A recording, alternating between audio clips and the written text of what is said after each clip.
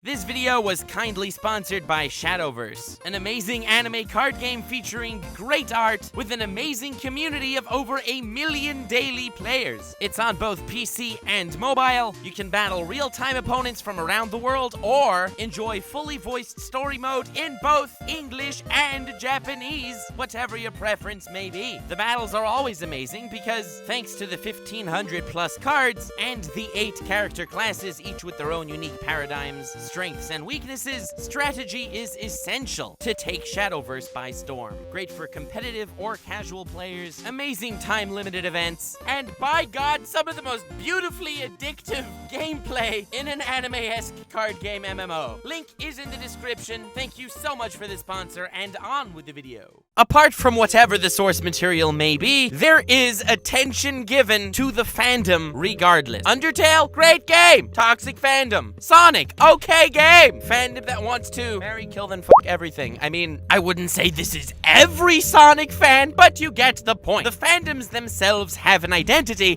and with JoJo's Bizarre Adventure, it's no exception. In fact, it's the rule. Whether you like JoJo's or not, the fans are freaking everywhere. And whether you've seen it or not, you know the JoJo memes. You know Dio's walk. You know the English, oh my god!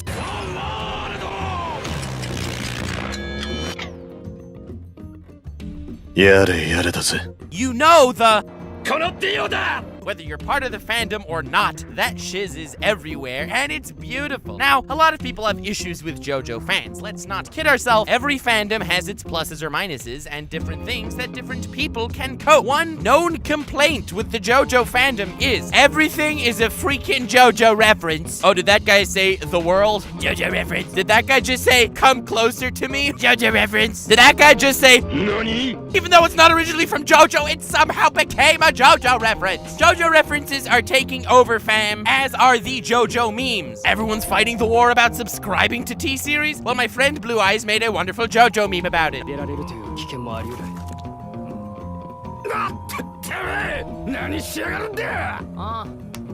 People should follow T-Series. I have subscribed their channel, and I want them to be a number one channel in YouTube.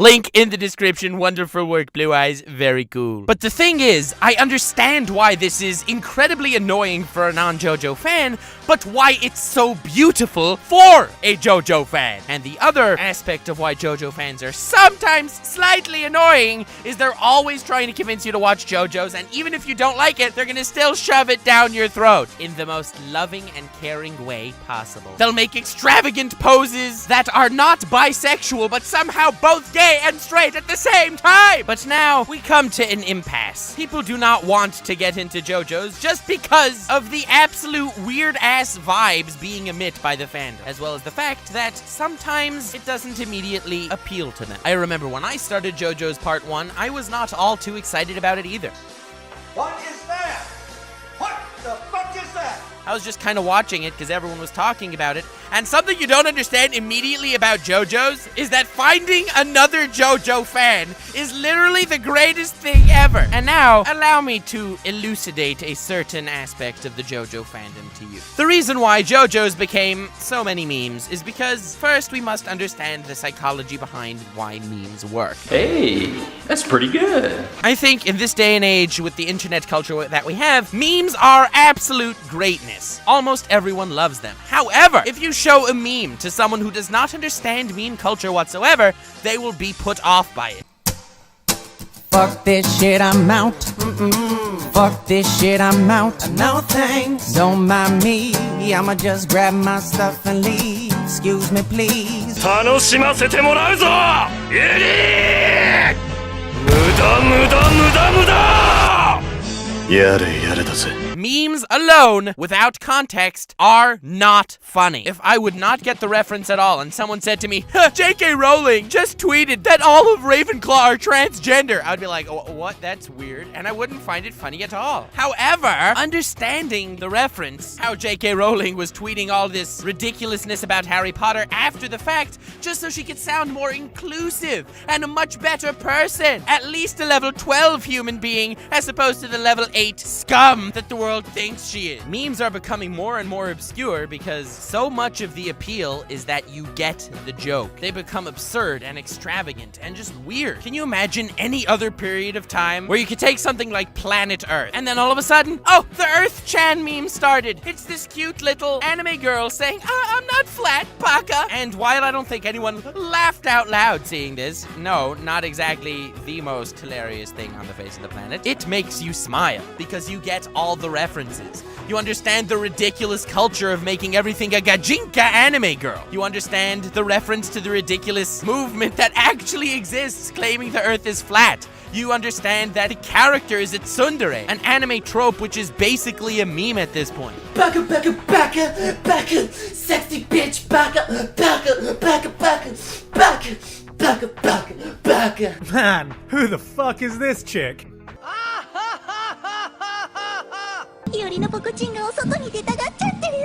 Wait, what? It's all the references and inclusivity that you see that makes the appeal all that much stronger. Memes, in essence, if I were to define them in a way to explain what they are to anyone, it would be an obscure, satirical reference. There's a satisfaction of being included, as well as the satisfaction gotten from actually understanding this obscure reference. I get it.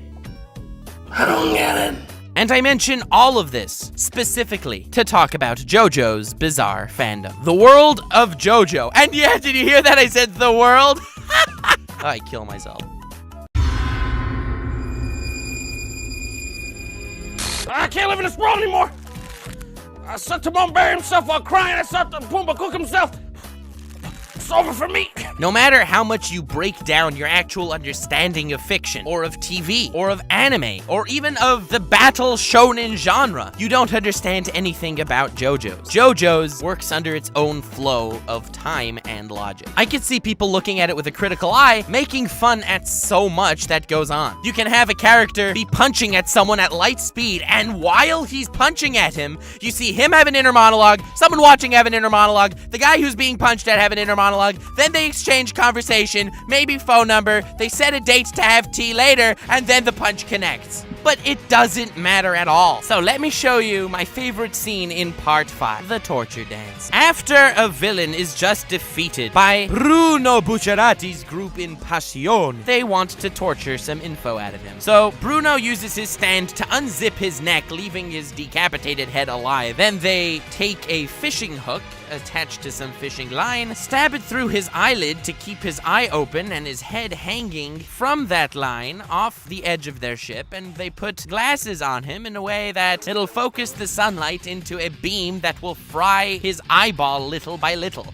as his helpless head hangs there in torment. Now, this is a very gruesome thing. I mean, these are some mafia guys trying to get information about people that are trying to kill them, so I understand why they'd go to such lengths. But, oh my god, this is brutal. The next scene is utter madness. Utter bizarre madness. Then, Fugo, Mista, and Narancia turn on music, a music that doesn't seem to fit the anime genre at all, and then they dance to that music as he fries. The color depiction keeps changing and the art styles keep shifting as the song goes, and these three guys, who are complete badasses, completely in sync, are dancing a funky dance to this tune. It starts off with one of them, and another one just joins, and then the third joins as well. And with a completely straight face, with shadows over their eyes so you can't see them, without even the hint of a smile, they're dancing to this bizarre music while their enemy is suffering as his eyeball is getting disintegrated by the sunlight. The entire tone of the moment is completely shifted, and it's one of the most badass, manly, gay things I've seen in my entire life, and it's beautiful. Or you have another scene that I showed you earlier, the sub to PewDiePie meme. That scene itself is such greatness. You have someone bump into Narancia, who accidentally pours some wine on his suit. The guy gets upset, which kind of makes sense, and Narancia smashes him in the face, knocks him down on the floor, says, I think he's an enemy. Mista gets in on it. They're both attacking this helpless civilian with all their might on the ground, stomping on him. And Abakio, you know, the stoic, level-headed guy in the group, is slowly drinking wine while this is all taking place,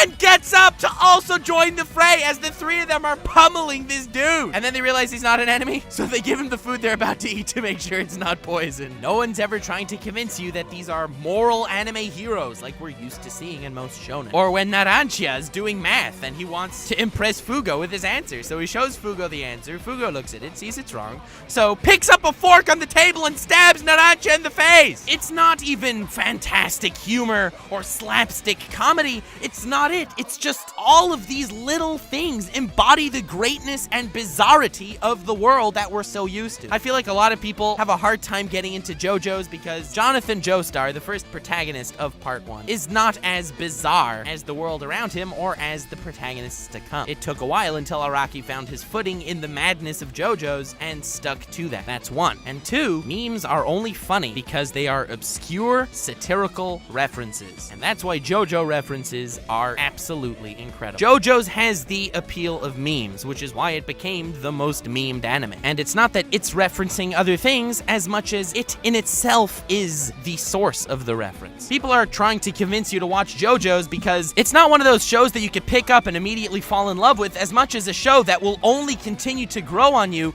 as you further experience the world and feel like you are a part of it. As far as the battle system in JoJo's, it's also absolutely fantastic and a perfect way to fit the theme. In most, let's say, shonen anime, in order to progress, they want the main character to become the powerful dude, the hero, whatever, so he'll end up defeating his opponent through brute force. This is mostly to show that, look, our little Narudeku, he actually became something. He worked hard, trained a lot, now he's a total badass, epic, greatest hero, wizard king, pirate god. Look how far he's come. With JoJo's, all that gets flipped on his head because every fight is won purely via tactics. If you know your opponent's stand, you have such a massive advantage against him, it makes a 4-on-1 battle advantageous to the one, as long as he knows what his opponents can do and they do not know what he does. Once you figure it out, you can formulate some form of strategy to defeat them, and that results to some of the most epic battles and most ridiculously harebrained schemes you could think of. The most epic fight in all of part 3, except for Jotaro versus Dio, which was god tier, was probably Jotaro versus Darby. It was a gambling match where when someone loses, their soul gets captured. Darby's stand completely negated everything all of the Stardust Crusaders could do, just due to the fact that he had leverage, and the only way to beat him would be at his own game. Jotaro, being a completely epic character and badass gambler apparently, managed to beat Darby in a battle of wit, mind, and bizarrity. And of course, in JoJo fashion, they over-exaggerate what we perceive as natural to, while retaining the base emotions that would be exhibited, are so much more clear, amplified, and bizarre. It retains the reality of the situation, but it adds that JoJo twist that everything in the world has. In the adaptation, they did so many brilliant things. Like, for example, the color format inverts occasionally. Whenever something epic or bizarre or outlandish is going on, all of a sudden, the colors shift in a way that the sky is yellow. The more and more JoJo's you watch, the more the bizarrety in the world becomes a part of you, and the more you begin to love every bit of bizarre aspect within the world. You had a scene of Mista versus an ice guy in part 5 recently, and in any other anime I would have complained with how it went down, but in JoJo's it was one of my favorite fight scenes ever. As Mista is firing bullet after bullet into Ice Guy, who has an ability to reflect these bullets back into Mista, Mista ends up shooting himself dozens of times in the arms and chest just to push Ice Guy back far enough to impale the back of his neck on a pillar, which Giorno later hammers in for the final kill, where Mista is riddled in his own bullets. This fits JoJo's style perfectly because there are so often expressions that make you scratch your head, like take a leaf out of a book. What does that even mean? But JoJo's takes that core thought that's rooted in reality and expands upon it in the most extravagant, bizarre way ever.